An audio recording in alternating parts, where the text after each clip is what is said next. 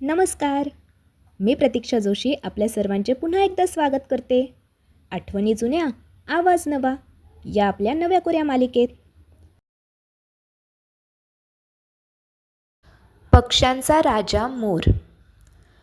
फळांचा राजा आंबा, फुलांचा राजा गुलाब, प्राण्यांचा राजा सिंह. तसा पक्ष्यांचा राजा कोण? कोणी म्हणेल की पोपट हा पक्ष्यांचा राजा. तो कसा सुंदर दिसतो आणि किती गोड बोलतो. पण पोपटापेक्षा सुंदर दिसणारे आणि पोपटाहून गोड बोलणारे कितीतरी पक्षी आहेत. ते का नाहीत मग पक्ष्यांचे राजे? कोणी म्हणेल की कोकिळ हा पक्ष्यांचा राजा असावा. तो गातो किती छान, पण त्याचा रंग काळा कुळकुळीत. मग गरुडाला करावा पक्ष्यांचा राजा. तो किती उंच उंच उडतो. गरुडाने तर स्वर्गात जाऊन अमृत आणले होते म्हणतात. पण केवळ उंच उडता येते हा गुण का राजा व्हायला पुरेसा होईल? राजा कसा हवा? रुबाबदार, दिमागदार. त्याचे कपडे कसे हवेत? भारी भारी, जरीचे, रत्नेमानके बसवलेले. दुसऱ्या कोणाजवळ नसतील असे. शिवाय राजा म्हटले की मुकुट हवा डोक्यावर, तोही रत्नजडित. राजाने एक पाऊल टाकले की सगळ्यांचे लक्ष त्याच्याकडे गेले पाहिजे. एकदा लक्ष गेले की डोळे त्याच्यावर खिळून राहायला हवेत. असा कोणता पक्षी? डोक्यावर मुकुट घातलेला, भरजरी पिसारा ल्यालेला, चालताना सगळ्यांचे लक्ष वेधून घेणारा. तो मोर. दुसरा कोण असणार? कसा असतो त्याच्या डोक्यावर तुरा? शोभिवंत, ऐटबाज असा.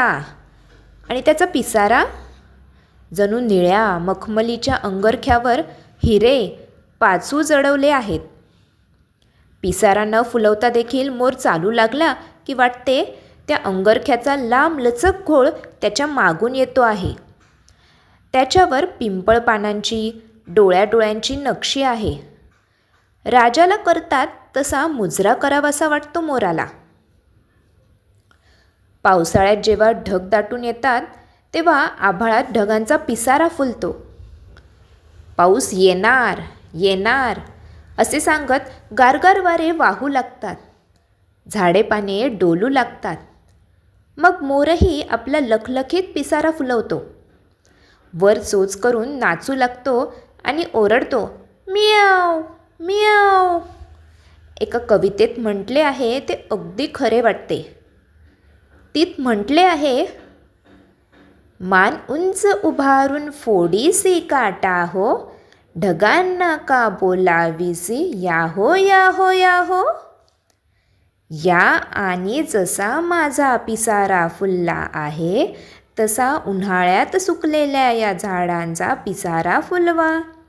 माझ्या तुऱ्यासारखे गवताचे तुरे जिकडे तिकडे फुटू द्या. मी नाचतो आहे तशी पाने फुले पशु पक्षी नाचू द्या मेघांनो, या हो या हो. असा नाचणारा मोर पाहायला मग मेघांची दाटी होते आणि पावसाची वृष्टी होते. हा मोर पक्ष्यांचा राजा असला तरी तो आपल्या लहानपणापासूनचा दोस्त असतो. अगदी बाळाला बसतासुद्धा येत नसते तेव्हा आई त्याला आपल्या मांडीवर बसवते. बाळाचा गोरा गुबरा डावा तळहात पसरते. उजव्या हाताचे बोट उचलते आणि ते छोटेसे बोट त्या तळव्यावर नाचवत म्हणते, इथं इथं बैस रे मोरा, बाळ घालत चारा, चारा खा पाणी पी, भुर उडून जा. आई असे म्हणत असतानाच मोर आपला दोस्त बनून जातो. मग दिसते सावळ्या हसऱ्या बाळकृष्णाच्या कुरळ्या कुरळ्या केसात खोवलेले मोरपीस. ते मोरपीसही जणू आनंदाने हसत असते आणि आपल्याला हसवते. सरस्वतीच्या चित्रात, वासुदेवाच्या टोपीत, घरात लावलेल्या शोभिवंत पंख्यात मोरपीस आपल्याला भेटतच असते. शाळेला गेलो की आपण कुठून ना कुठून एखादे मोराचे पीस मिळवतो. ते मऊ मऊ पीस हळूच गालावर फिरवतो. त्याच्यावर कुंकू टाकतो आणि मोराचे पीस जर इतके सुंदर आहे तर अशी शेकडो पिसे असलेला मोर किती सुंदर दिसत असेल अशी कल्पना करत बसतो. आणि मग तो मोर आपल्याला एखाद्या बागेत, एखाद्या देवळात किंवा एखाद्या हौशी माणसाच्या अंगणात दिसतो. दूर प्रवासाला गेले तर एखाद्या झाडावर सुद्धा तो दिसतो. त्याच्याकडे पाहून आपले भान हरपते. किती सुंदर आहे हा मोर, खरा अगदी पक्ष्यांचा राजाच असे आपण पटकन म्हणून जातो. मोर सर्वांगाने सुंदर आहे, पण त्याचे पाय मात्र लांबोडे, काटकुळे, वाळक्या पांढऱ्या काटक्यांसारखे. छे छे, त्याच्या सुंदर तुऱ्याला, रंगीत पिसाऱ्याला ते पाय मुळीच शोभत नाहीत. पण मोराचे पाय भक्कम असतात. त्याच्या पायांना मागच्या बाजूला एक एक नखी असते. ती चांगली टोकदार असते. तिने तो आपल्या शत्रूंचा समाचार घेऊ शकतो. मोराचे पिसे पळवायला जंगलातले लांडगे, कोल्हे आले की मोर आपल्या भक्कम चोचीने त्यांचे डोळेच फोडतो किंवा त्यांच्या कपाळावर जखम करतो. सापाचे सुद्धा मोरापुढे काही चालत नाही. मोर आपल्या चोचीने त्याला मारून टाकतो. तो राजाच जर आहे तर तो शूर असणारच. जशी कावळा कावळी, चिमणा चिमणी, तशी मोर लांडोर. लांडोर मोरांपेक्षा लहान असते. तिला पिसारा नसतो, त्यामुळे ती कशी तरीच दिसते. मोर नाचायला लागला की लांडोरही नाचते आणि मग तिला सगळे हसतात. मोराला फारसे उंच उडता येत नाही, पण त्याच्या पिसाऱ्यामुळे तो थोडासा उडाला तरी त्याची भरारी छान दिसते. असा हा मोर आपला लहानपणापासूनचा मित्र आहे.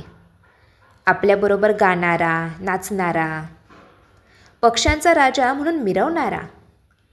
आता तर आपण त्याचा राष्ट्रीय पक्षी म्हणून गौरव केला आहे. आता जेव्हा जेव्हा ढग दाटून येतील, गारगार वारा सुटेल, झाडे पाने नाचू लागतील, तेव्हा आपल्याला मोराची आठवण होईल. आपण नाचत नाचत व टाळ्या वाजवत त्याला म्हणू, मोरा रे मोरा, बघ वर बघ, आकाशात आले काळे काळे ढग. मोरा रे मोरा, एक पाय दुमडून, नाच तर खरा पिसारा उघडून. असा आहे आपल्या भारताचा राष्ट्रीय पक्षी, सर्व पक्ष्यांचा राजा. काय मंडळी, आवडला ना तुम्हाला आजचा भाग? पुन्हा भेटू पुढच्या गुरुवारी एका नवीन भागात. अच्छा.